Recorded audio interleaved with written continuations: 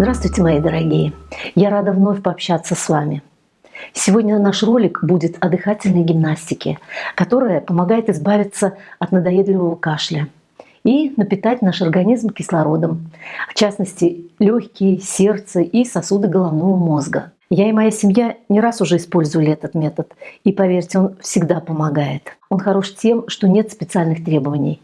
Такую гимнастику дыхательную можно делать сидя, лежа, стоя, бегая, готовя обед, смотря телевизор.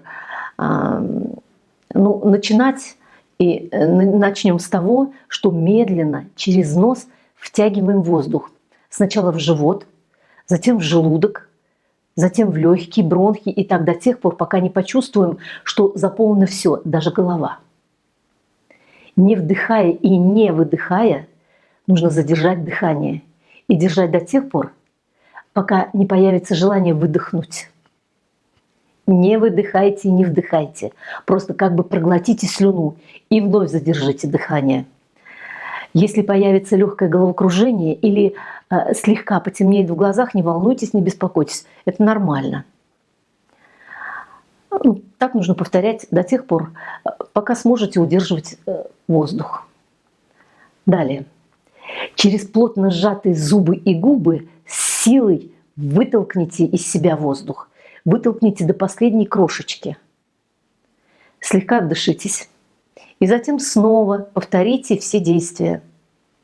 Так делайте сразу 3 раза подряд. Набрали, выдохнули, отдышались, опять набрали, выдохнули. Лично я делаю такую гимнастику каждый раз, как только вспомню. Также ее можно делать по 100 раз в день, каждый день, в течение месяца, года.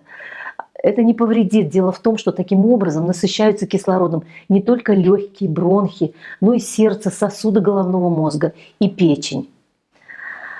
Попробуйте. Уверена, что и вам поможет. Я жду ваших отзывов и комментариев. Будьте здоровы, мои хорошие. До встречи!